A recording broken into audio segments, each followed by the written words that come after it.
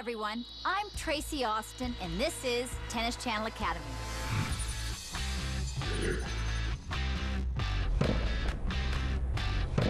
The Tennis Channel Academy production team has crisscrossed the entire country, spending time with the top coaches in our sport. Load, fire. Come on, get up to it. Go after it. Good.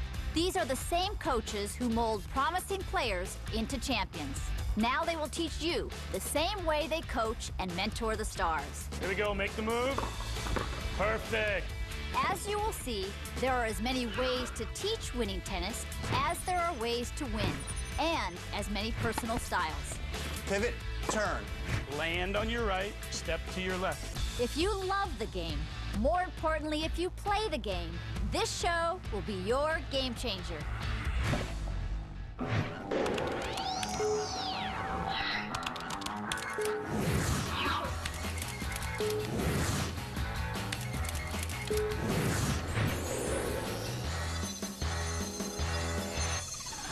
Brad Stine burst to prominence when he coached Jim Courier to 4 Grand Slam titles in the early 90s. Since then, he's been a sought-after coach, traveling with Sebastian Grosjean and Taylor Dent. Whether he's coaching the best players in the world or helping some of the top American juniors, Stine is known for his patience, persistence, and clarity. Now, he brings that knowledge to Tennis Channel Academy. I love everything about tennis. Tennis has been such an enormous part of my life. I love the competition. I love the continued education that I get from it. I learn stuff about the game and about people through tennis all the time. You guys ready to hit some balls today? Oh, yeah. All right. I've been really lucky to work with players at the junior level, the collegiate level, and the pro level.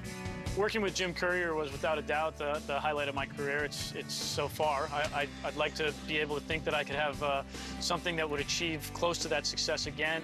The highlight for me was probably the first Australian Open that he won when I was there with him, and we took a little jump and dove into the Yarra River after the match and on a little bet that we had made. We found out later that the Yarra River was actually the 17th most polluted river in the world. Way to go, Daniel. Match that Sierra. Come on, show him up. You have to understand each player as an individual. Each player has unique qualities, and you have to be able to get inside their head and understand what it is that makes them tick. And I think that's one of the things that the best coaches do, is to not try and make each player like a cookie cutter and create the same kind of player each time. You have to look at each player completely individually. The slice backhand, it's a really important shot. Add it to your game, it'll give you greater variety, it'll allow you to play much better defense, and you'll be a better player.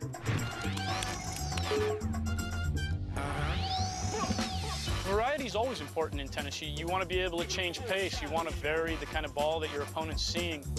The slice backhand gives you an opportunity to throw in a different look your opponent may not be used to change pace, to get the ball down lower in their game, make them have to play from different positions.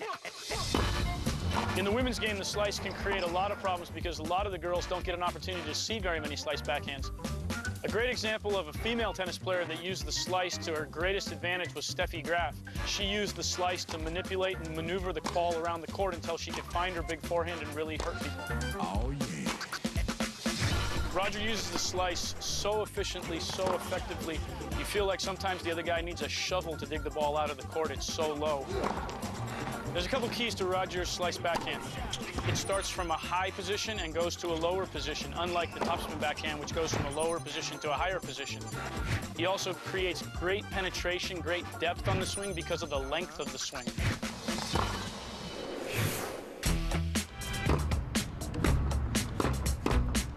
Your feet are important on the slice. You want to make sure that you create more of a closed stance on the slice than you may on some of your other strokes. The closed stance creates an opportunity where you're not swinging your arm across your body. It's hard to generate very much pace or consistency if you don't close your stance to the ball.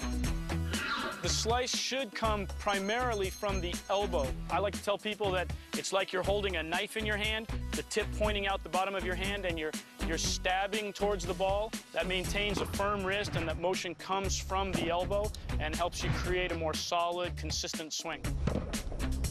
It is a high to low swing, but that swing can't become too vertical or you won't get any penetration on the shot. You have to make sure that you get that contact point out in front of you, that the racket face is somewhat squared but slightly open at the point of contact, and then once contact's made, you let the racket face slide under the ball and extend out through to the follow-through. Follow-through on the slice is really important. You have to make sure that you get good length. You should follow through with a full extension all the way out towards your target and keep it going that direction as long as you possibly can.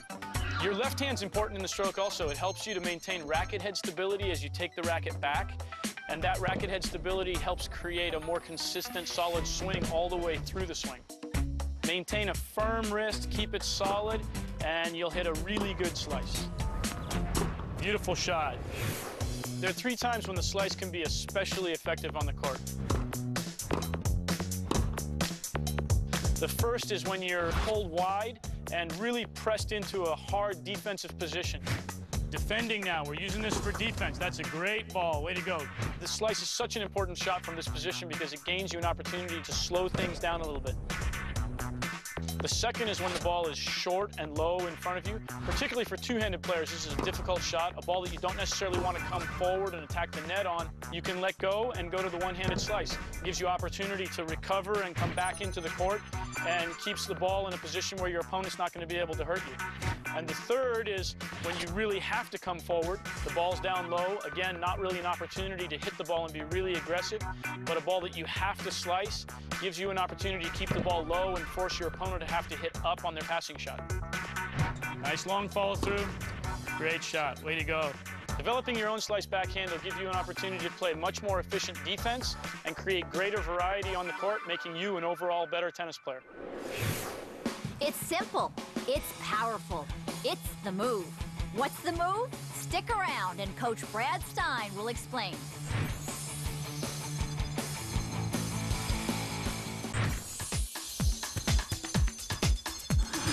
Jim Courier's ability to crush the running forehand was a key to his 4 Grand Slam titles. Brad Stine says the secret to Courier's shot was a nifty piece of footwork he calls the move. Now Coach Stine teaches that secret to you.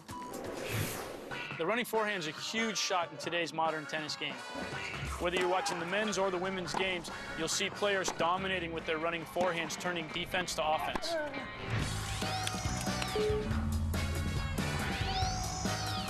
To create power off the running forehand, we like to use what I call the move. A movement to the ball that gives you an opportunity to create hip rotation, create a full swing, and generate the power and force that you want to have when you're on the run. Roger Federer is a great example of a guy that uses the move to give himself an opportunity to create power from a running forehand position.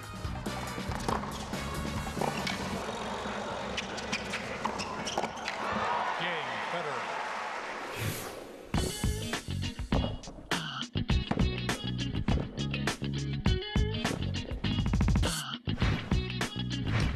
The move's really all about footwork. As you're running out wide, you position yourself with your last lateral step being with your outside foot. Push from this foot, creating an upward rotation, and your opposite foot comes down and almost replaces the position that your other foot was in.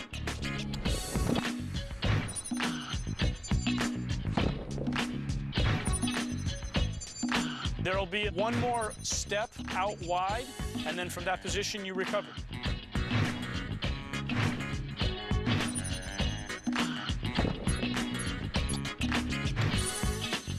You're moving parallel to the baseline, and your movement will continue in that kind of lateral motion as you make the move and swing through your shot. Focus in on that target. Let's see if you can hit the target, Dan. Because you are on the run and you're in a defensive position, when you play and make the move, you generally want to play cross-court. Give yourself more time. Play the lower part of the net, the longer part of the court.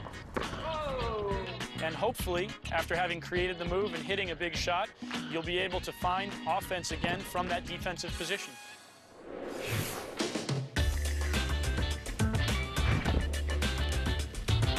I'm not a fan of the open stance, sliding, squash shot forehand to play defense from a running position. Don't do that. It doesn't give you an opportunity to create any kind of hip rotation or generate any power through your stroke. Unlike the reverse forehand where your follow-through goes up and over your head, the move gives you an opportunity to make a full swing that comes across your body and allows you to create the maximum amount of power that you can when you're on the full run. A variation on the move is what I like to call the mini move, which is a ball that you play from a shorter, closer position. You still want to be able to create that hip rotation, the torque, the full swing, and it gives you an opportunity to not have to necessarily play the reverse forehand, which won't penetrate the court as much as if you can make this mini move. A great running forehand starts with footwork. Developing the move will give you an opportunity to create the best footwork possible to turn defense to offense. Here we go, make the move. Perfect, that's a great ball. The perfect contact point changes depending on the ball you are receiving. When we come back, Brad Stine explains the optimum power position.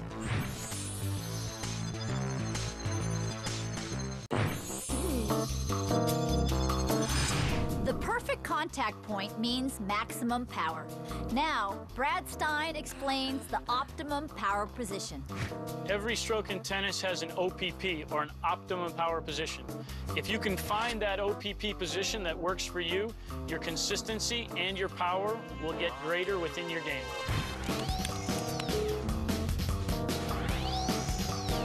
When you make that perfect swing, that perfect contact that feels almost effortless, that's your OPP. Trying to create that position on a consistent basis, regardless of height of the ball, pace of the ball, is what we're all trying to do to become better tennis players.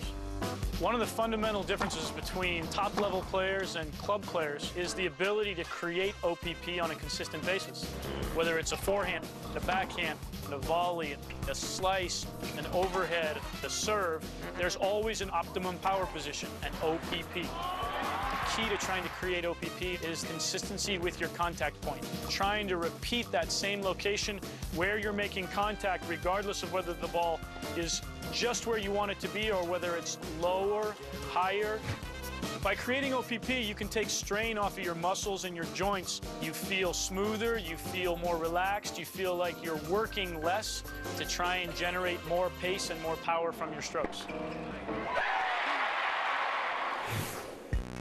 A great way to find your OPP is to do a little test of strength. All you have to do is put yourself in a position where, Sierra, if you'll put your hand just a little further back, now push hard against that position, and you see how difficult that is, how hard it is for your muscles. Yeah. Now get out here and push against me again. And you feel stronger. Yeah. And that's the point. If you get right in your OPP, you'll find that the entire body's working to its maximum efficiency so that you can create the power and the leverage that you want to hit the ball. We're gonna have Sierra mimic a swing. She's gonna arrive at the net, and the net is gonna represent the plane that she wants to keep her swing at on contact for every ball. This plane is maintained and continued as the racket gets higher or as the racket gets lower. We don't want to change this so that it goes further back or further in front. We want this position to stay the same all the time. One of the common mistakes people make in trying to find their OPP is trying to keep the racket. Tell me if that's comfortable, Sierra. It's not. So, and the same thing as you get lower is trying to keep the racket on that square plane. It has to rise above the hand and drop below the hand, but on that same plane all the time. There's an arc that's created as the ball drops or rises above your ideal strike zone. So in essence, as the ball rises above and it gets higher, the ball's actually, your contact point's gonna come a little bit closer to you, and you create an arc. As it gets lower, contact point again comes a little bit closer to you than it is in this perfect position. All right, Sierra, you ready to hit some balls? Yes, I am. All right, let's do it. Simple drill to start out focusing on OPP is a 6-ball drill. You can feed 6 balls, varying the pace, varying the height, varying the angle of the ball, and still have that player focusing on finding their OPP every single time. Higher ball, get the racket head above your hand, great. Lower ball, drop the racket head down, perfect. As the coach, be aware of whether they're making their OPP or whether they're not in their OPP. Have them talk about whether they feel that they're in their optimum power position, whether they're gaining the maximum amount of power they can based on their contact point. having that feel and getting a feel for when I didn't quite make my OPP there, I was a little bit too far behind. You'll feel the strain in your muscles. You'll feel that it's not as effortless to hit the ball as it should be. Trying to recreate your OPP stroke after stroke, shot after shot, regardless of where your court position is something that you want to try and do to create greater consistency and will help you become a better player. Great job. Last one, right in the strike zone. Perfect. I hope that was 6 balls. I lost count. It all starts with the feet. When we come back, Brad Stine talks about the perfect footwork for attacking tennis.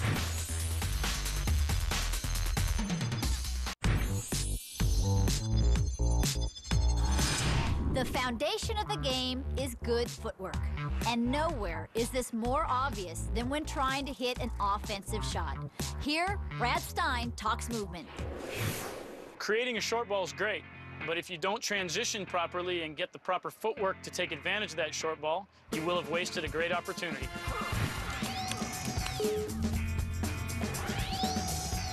Coming to the net's still a significant aspect of what players need to be looking to do. Trying to put pressure on their opponents is an important aspect of the game. However, with the technology developments, the new rackets, the new strings that people are playing with, especially at the highest levels of the game, it does make it more difficult to attack. The player that's passing is able to come up with shots from more difficult positions than what they used to be in the old days when we played with wood rackets. That makes it all the more important to have your footwork be precise. You have to come to the ball with the proper footwork to maximize what you're capable of doing with that transition ball, to limit the passing shot possibilities of your opponent and be able to give yourself an easier volley. Joe-Wilfried Tsonga, for example, is a great player to look at for transition play. It starts with his awareness and his recognition of the short ball. That translates immediately to an explosive first step. He gets himself in a position where he can create hip rotation, power, and take advantage of any short balls that he's given.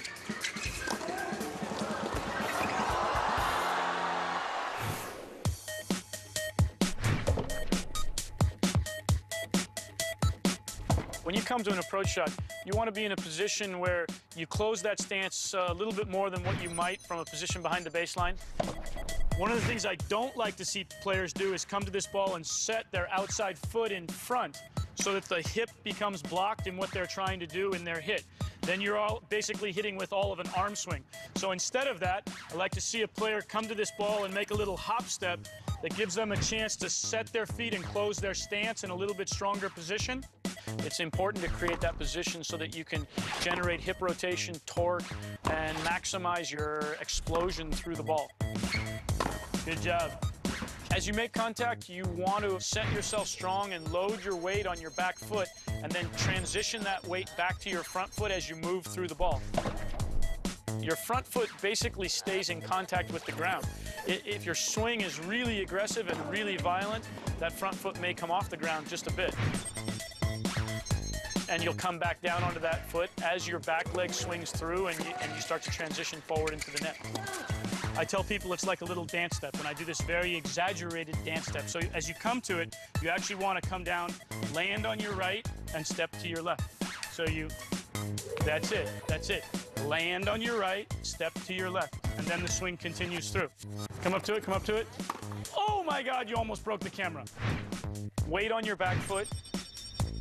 Transition to your front foot as your swing starts, and then allow your back foot to swing through and let your momentum just carry you straight forward through to the net. There, that was perfect. Once you've hit the perfect approach shot, you're halfway there. Here, Stine teaches how to finish the point at net.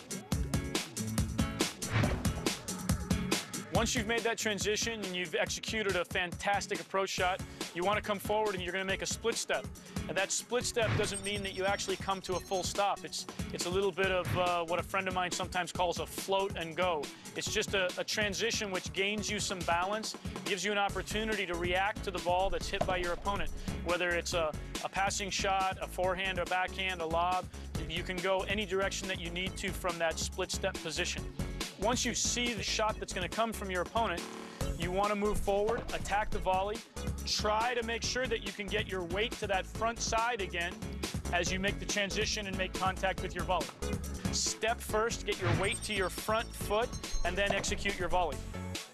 Try and make yourself a more complete player by using the transition game, by coming forward, by attacking the ball more often. You make yourself a more well-rounded player, and you're able to take advantage of weaknesses that you may find in particular opponents.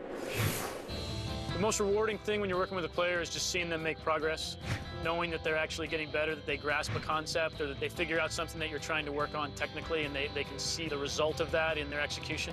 That's always a great feeling. Legs up, rotate through the ball. I've been lucky to work with a lot of professional tennis players, but I've also worked with a lot of players